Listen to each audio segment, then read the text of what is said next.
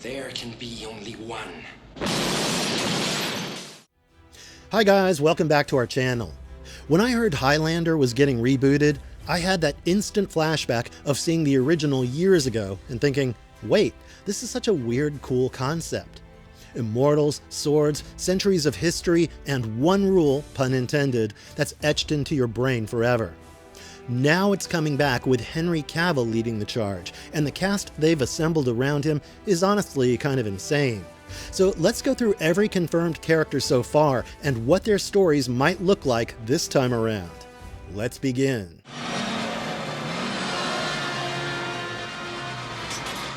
Connor MacLeod, Henry Cavill. Alright, let's start with the obvious one, because this casting is the whole reason Highlander is suddenly back in the conversation. Henry Cavill is officially playing Connor MacLeod, the immortal Scottish Highlander at the center of the entire franchise. And if you've ever watched the original movie late at night, maybe with your dad flipping channels, you know Connor is the template of the sword guy with a trench coat. He's the guy who gets pulled out of an everyday life, takes a blade to the chest, stands back up, and realizes, oh, I'm not dying like other people do. Connor's story has always been about time more than anything else. You meet him in Scotland centuries ago. Then suddenly he's walking around a modern city carrying the weight of all those years like it's nothing and everything at the same time. And Cavill is an interesting choice for that because he's got that built-in presence where you can buy him as someone who survived way too much. I'm not saying that they're going to copy Christopher Lambert beat for beat because this reboot is clearly doing its own take, but Connor still has to feel like a man out of place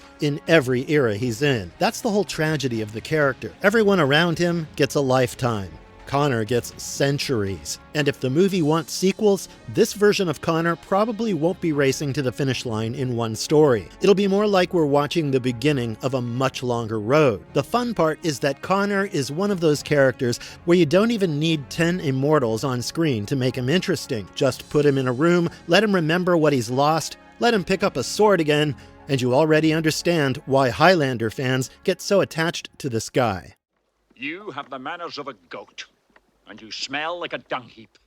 Juan Sanchez Villalobos Ramirez, Russell Crowe. Now, Russell Crowe as Ramirez is the kind of casting that just makes you grin a little, because Ramirez is basically the coolest job position in Highlander history. He's the immortal mentor who shows up, drops 1,000 years of wisdom in 10 minutes, hands you a sword, and then changes your life forever. Crowe is confirmed to be playing Juan Sanchez Villalobos Ramirez, the same character Sean Connery made unforgettable back in 1986. And if you remember the original, Ramirez was the guy who explained, for the very first time, exactly what was even going on. The rules, the gathering, the fact that immortals can't have kids, the whole cursed immortality package. I feel that the role is going to be crucial here because Connor's story always needs someone to pull him out of confusion and into the game. What's interesting is Crowe is older, heavier, and more worn in as an actor now, so his Ramirez could lean more into the feeling of experience. Not the fun, wise mentor vibe, but that sense of someone who's been alive too long and knows precisely how ugly this all gets. And since the reboot is pulling in watchers and setting up room for sequels, Ramirez might not just be a one-movie recap guy. They could actually expand his character arc, make him feel like a real part of this immortal world, instead of just the guy who pops in to train Connor and then disappears. Either way, you need Ramirez. Highlander without that mentor figure is like a Squid Game episode with no one explaining the rules. Half of the fun is hearing him lay it out, plain and simple. Like, welcome to immortality, kid. Hope you weren't planning a quiet life.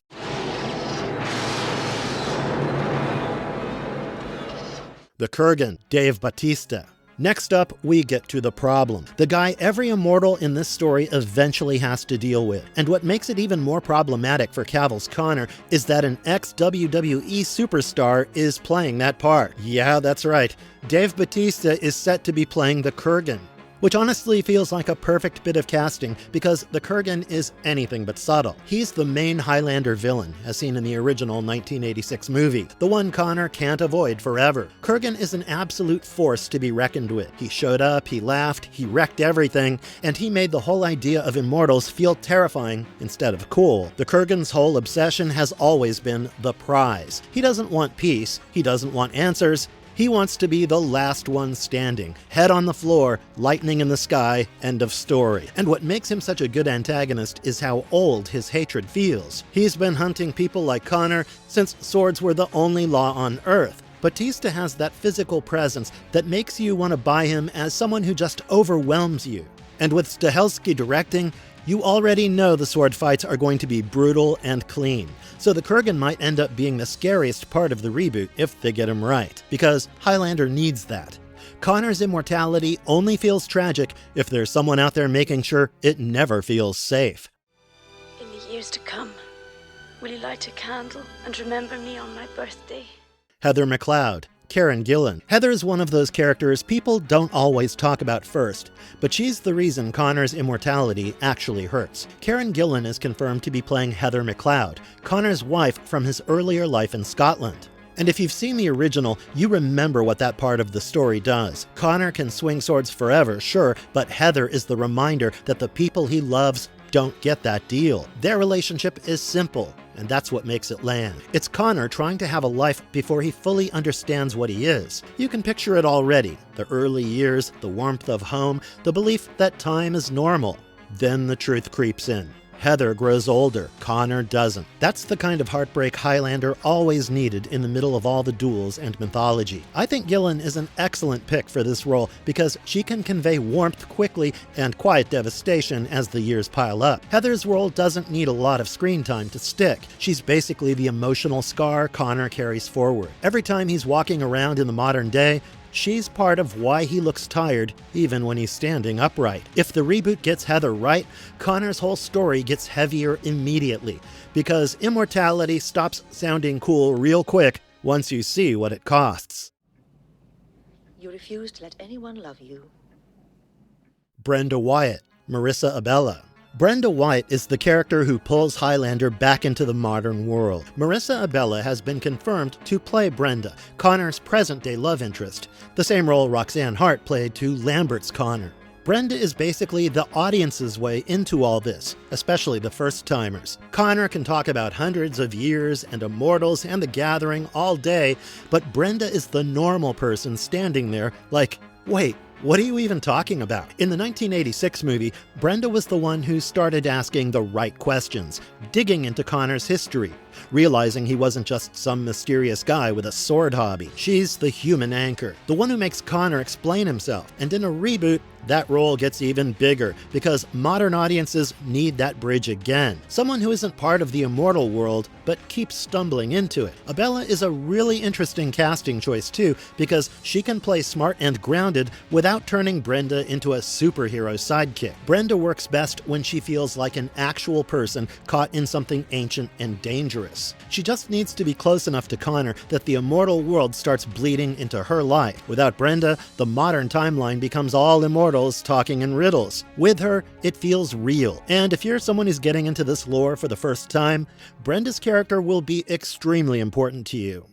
Sunda Castagir, Djimon Hounsou. Okay, Djimon Hounsou as Castagir is the casting that made me go, alright, they're digging a little deeper than just Connor and the Kurgan. Castagir is confirmed for the reboot, and if you only know the first movie casually, you might remember him as one of the Immortals Connor meets along the way. He was on screen for a few minutes, but he left an impression because he represented something simple, that Connor wasn't alone in this world. He's basically the friendly face in the immortal community, the guy who isn't trying to kill you the second you walk into a room. He gives you that sense that immortals can have friendships and loyalty, even with all the rules hanging over them, and with Hounsou playing him, you can easily imagine the reboot expanding that role. He's got the gravitas for it. He can feel like someone who's been alive a long time without needing a monologue about it. This is also where the reboot can start widening its world. Unlike the original film, he can be a part of Connor's circle, someone who understands the Gathering from experience, someone who's fought his own battles off screen for centuries. If this movie is setting up more sequels, characters like Castagir are how you build that larger immortal roster without throwing in random strangers. You plant the ally early, let the audience care, and suddenly the world feels bigger than one hero and one villain. What do you guys think?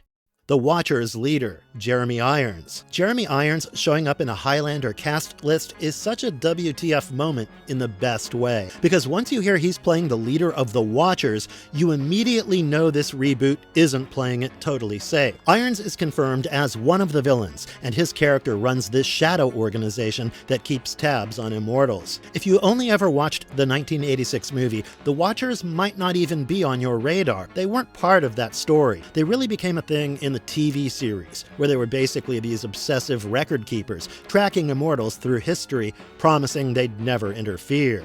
Just watch, document, stay invisible. So putting them into the reboot right away changes the vibe. Because now Connor isn't only dealing with other Immortals trying to take his head, he's also dealing with normal humans who know the whole game exists. And humans with information are dangerous in a different way. They can set traps, they can manipulate events, they don't need to swing a sword to cause damage, and Jeremy Irons is perfect for the head of that kind of group. You can already picture the calm authority, the guy who thinks he's the adult in the room while these Immortals are just weapons walking around. The Watchers being here also opens up a bigger playground for sequels. You've got Immortals fighting for the prize, but you've also got an entire organization watching from the shadows, maybe nudging things along. That's what makes this casting so exciting. Sure, Connor versus the Kurgan is the headline fight, but the Watchers feel like the bigger world underneath it.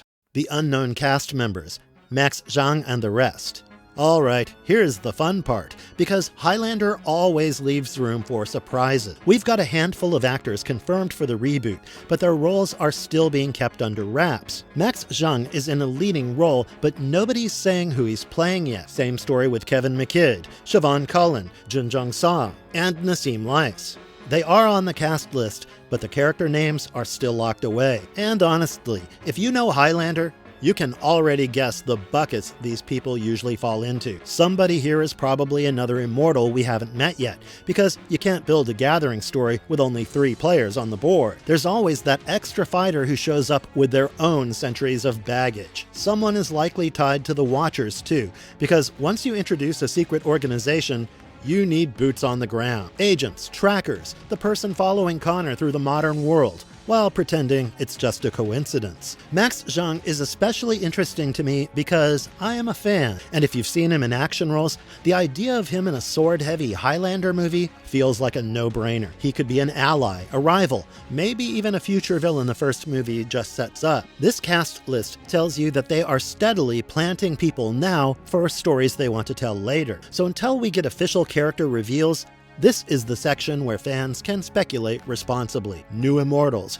Watchers operatives, maybe even a completely original character built for this reboot timeline. Highlander has always worked best when the world feels bigger than the duel in front of you. So yeah, Highlander is seriously lining up to be something big again. Hey, let me know which casting has you the most excited, and who you still want to see show up. And also hit like and subscribe for more lore breakdowns. And I'll catch you in the next one. Bye.